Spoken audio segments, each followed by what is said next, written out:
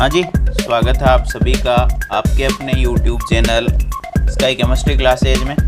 और आज की क्लास में अपन बात करने वाले हैं फिनोल की। और फिनोल क्या होते हैं? फिनोल जब OH समूह, जिसको कौन सा समूह कहते हैं? हाइड्रोक्सी समूह।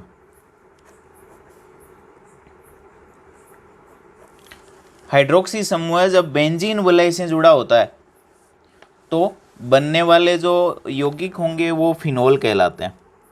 यानी ये अपनी बेंजीन वलय है, इसके हाइड्रोजन परमाणु का प्रतिस्थापन किसके द्वारा कर दिया जाए? OH समूह द्वारा। यानी OH समूह जोड़ दिया जाए और हाइड्रोजन को हटा दिया जाए तो बनने वाले जो यौगिक होंगे क्या कहलाते हैं? फिनोल। अब फिनोल में एक हाइड्रोजन परमाणु जब हटाता है बेंजीन का OH समूह तो मोनोहाइड्रिक फिनोल, यानी OH समूह हाइड्रोजन का प्रतिस्थापन कर दें तो ये तो कहलाते हैं फिनोल, जिसको हाइड्रोक्सी समूह कहते हैं। ये है अपनी बेंजीन, यहाँ से हाइड्रोजन को क्या कर दिया है? हटा दिया है और उसकी जगह क्या आ गया है? OH। तो ये कहलाते हैं फिनोल। अब फिनोल जो है उनका देखो वर्गीकरण देखते हैं। फिनोल का वर्गीकरण, अब फिनोल जो है वो एल्कोहलों के समान ही मोनोहाइड्रिक,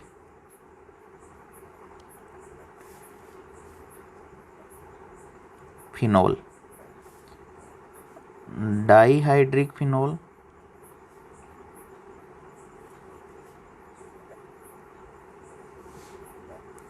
और फिर आ जाएंगे पॉलीहाइड्रिक यानी ट्राईहाइड्रिक, पॉलीहाइड्रिक, जिनमें 3 और ज़्यादा OH समूह उपस्थित होंगे वो पॉलीहाइड्रिक फिनोलों की श्रेणी में आएंगे। जब बेंजीन वलय का एक हाइड्रोजन परमाणु हटा करके एक OH समूह जुड़ता है तो मोनोहाइड्रिक फिनोल।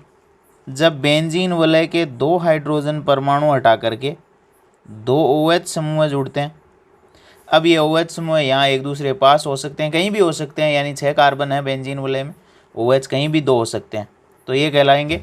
जब 2 OH समूह बेंजीन वलय में उपस्थित होंगे तो डाईहाइड्रिक, और जब 2 से ज़्यादा होंगे तो वो होंगे पॉलीहाइड्रिक, यानी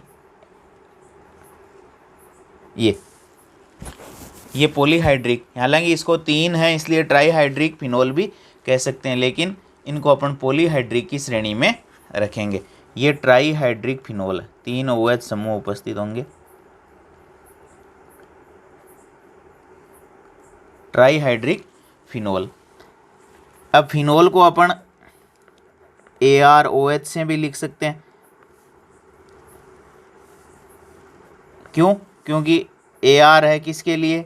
बेंजीन वलय के लिए, और वलय का हाइड्रोजन हटेगा तो ये समूह हो जाएगा Ar और इस पे जुड़ा हुआ है OH।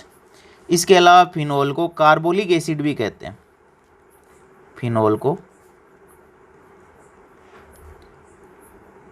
कार्बोलिक अम्ल भी कहते हैं। किस नाम से जाना जाता है? कार्बोलिक एसिड के नाम से जाना जाता है। अब फिनोल को सर्वप्रथम किससे पृथक किया गया? तो सर्वप्रथम फिनोल को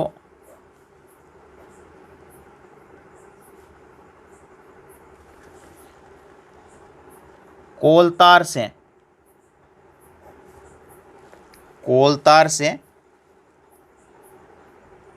प्राप्त किया गया था। वर्तमान में कई सारी विधियां जो है वो प्रचलित है जिसकी सहायता से अपन फिनोल का निर्माण कर सकते हैं। फिर आते हैं अपन नोमेनक्लेचर सिस्टम पर। फिनोल के नाम पद्धति, और फिनोल का जब नामकरण करते हैं तो बेंजीन वलय यानी एरोमेटिक वलय पर जब OH समूह जुड़ा हुआ है तो उसका सामान्य नाम फिनोल है, लेकिन उसको IUPAC ने भी मान लिया है, यानी फिनोल का IUPAC नाम भी फिनोल है और साधारण नाम भी फिनोल है। तो बेंजीन वलय पर जब OH समूह जुड़ा होता है तो इसे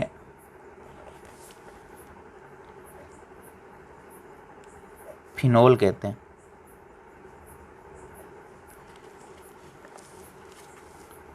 फिनोल साधारण और IUPAC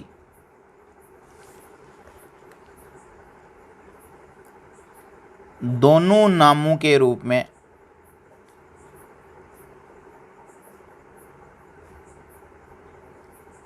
प्रयुक्त होता है। अब फिनोल को साधारण नाम के रूप में भी अपन फिनोल ही पुकारते हैं और IUPAC नोमेनक्लेचर सिस्टम में भी फिनोल ही पुकारते हैं। अब फिनोल के साथ जब फिनोल के साथ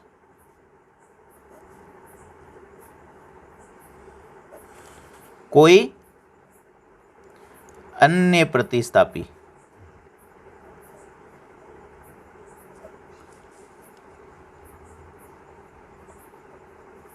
उपस्थित है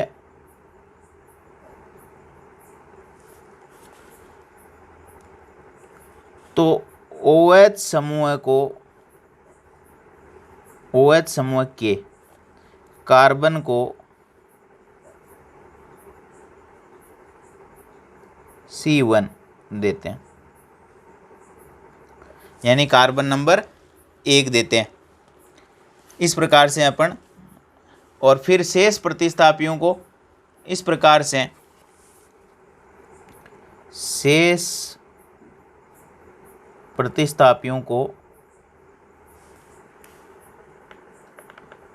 क्रमांक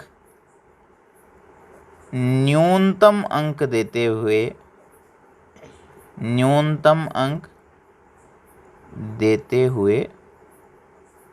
करते हैं।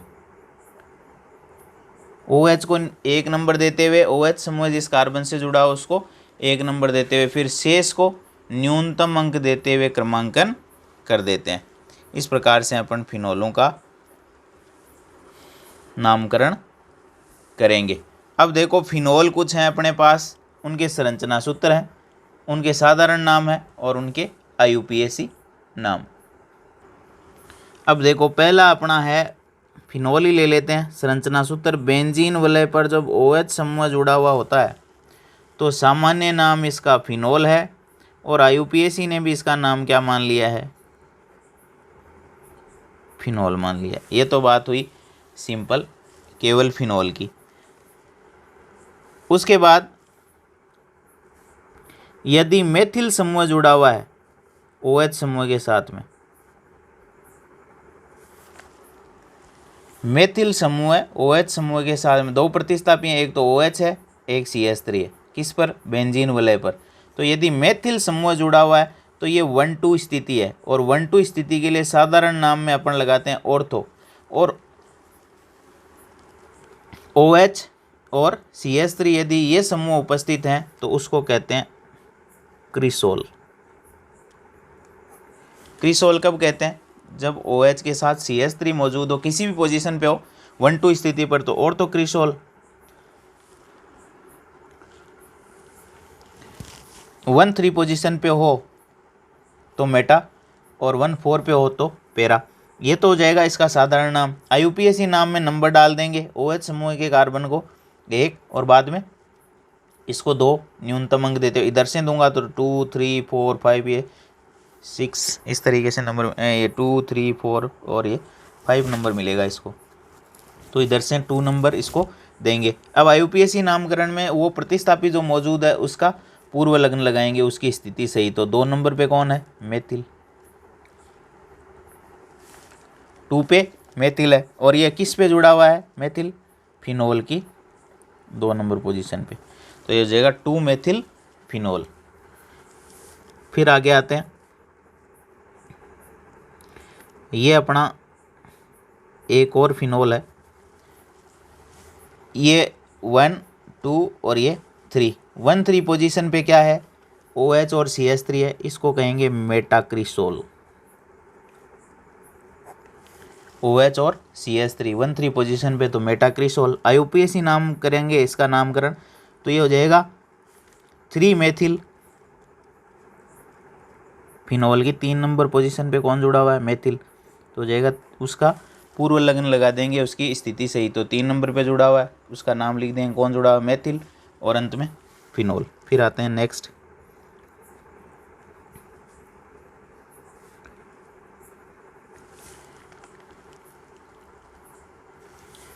ये 1 4 पोजीशन हो गई, 1 2 3 4।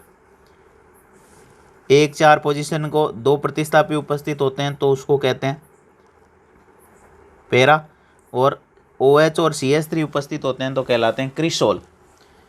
IUPAC नाम में 4 नंबर पोजीशन पे कौन है, मेथिल फिनोल की में, और मूल यौगिक अपन किसको मान रहे हैं, फिनोल को, ये हो जाएगा 4 मेथिल फिनोल। उसके बाद 5th आते हैं, मेथिल के स्थान पर अब की बार 2 OH समूह मौजूद हैं, फिनोल में 2 OH समूह मौजूद हैं, फिनोल का एक OH तो होता ही होता है, दूसरा OH और उपस्थित है। अब ये जो है इनके अलग अलग साधारण नाम है। जब OH समूह 1 2 पोजीशन पे होता है तो उसको कहते हैं केटेकोल। क्या कहते हैं, केटेकोल। अब 1 2 पोजीशन है, ये 1 और ये 2, अब इसको क्या नाम दें, तो OH समूह का अनुलग्न अपन लगाते हैं ओल। बेंजीन वलय पे जुड़े हुए हैं तो बेंजीन को तो लिख देंगे पूर्व लग्न के रूप में बेंजीन, और 1 नंबर 2 नंबर पोजीशन पे जुड़े हुए हैं तो वो पोजीशन लिख दी। फिर 2 जुड़े हुए हैं तो डाई, और OH के लिए अनुलग्न लगाते हैं ओल। अब अपन फिनोल नहीं कह सकते क्योंकि दोनों OH समूह एक जैसे हैं, दोनों OH समूह एक जैसे हैं, इसलिए अपन एक का अनुलग्न एक का पूर्व लग्न नहीं लगा सकते। यानी अपन यूँ नहीं कह सकते कि 2 हाइड्रोक्सी फिनोल, क्योंकि ये भी तो OH ही है, ये भी OH है, कौन से को हाइड्रोक्सी कहें और कौन से को फिनोल कहें, तो अपन कह नहीं सकते। तो फिर बेंजीन वलय को इस पे जुड़े हुए मान सकते हैं, तो बेंजीन, फिर 1 2 नंबर पोजीशन पे क्या है, OH, तो बेंजीन, फिर 1 2 उसकी स्थिति, फिर 2 हैं डाई और ओल। इस तरीके से अपन नामकरण कर सकेंगे। फिर नेक्स्ट देखते हैं, देखो OH OH यदि 1 3 पोजीशन पे ये 1 2 और 3 न्यूनतम अंक देते हुए, इसको कहते हैं केटेकोल। उसके बाद है रिसोर्सिनोल, ये जो 1 3 पोजीशन वाला होता है उसको कहते हैं रिसोर्सिनोल। 1 3 पोजीशन के लिए रिसोर्सिनोल का इस्तेमाल करते हैं। और IUPAC नामकरण में हो जाएगा बेंजीन वलय पे जुड़े हुए हैं बेंजीन, फिर स्थिति 1 3 2 हैं इसलिए डाई और ओल। फिर नेक्स्ट आते हैं अपन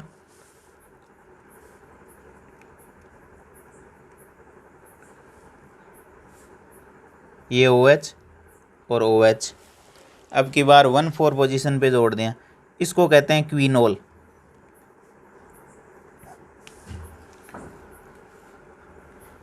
बेंजीन वलय की 1 नंबर और 4 नंबर पोजीशन पे 2 OH समूह जुड़े हुए हैं, तो बेंजीन 1 नंबर और 4 नंबर पे जुड़े हुए 1 4, 2 जुड़े हुए डाई और ओल लगा देते हैं क्योंकि दोनों एक जैसे हैं। तो OH समूह जब 2 जुड़े हुए बेंजीन वलय में तो 1 2 पोजीशन के लिए साधारण नाम केटेकोल, 1 3 के लिए रिसोर्सिनोल, 1 4 के लिए क्विनोल इस्तेमाल करते हैं। ऐसे ही यदि OH और CH3 जुड़ा हुआ है तो 1 2 पोजीशन के लिए ऑर्थोक्रिसोल, 1 3 पोजीशन के लिए मेटाक्रिसोल और 1 4 पोजीशन के लिए पैराक्रिसोल का इस्तेमाल साधारण नामकरण पद्धति में अपन करते हैं। तो ये अपने फिनोलों का क्या हुआ, नामकरण। तो बेंजीन वलय से जब OH समूह जुड़ा हुआ है तो वो कार्बनिक यौगिक फिनोल के नाम से जाने जाते हैं। फिनोल को कार्बोलिक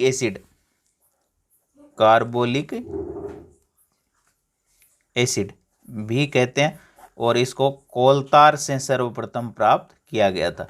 आगे अपन और विधियां देखेंगे जिनके द्वारा फिनोल को प्राप्त किया जा सकता है, जो वर्तमान में प्रचलित हैं। लेकिन 19वीं शताब्दी तक फिनोल का उत्पादन जो है वो किसके द्वारा किया जाता था, कोलतार के द्वारा।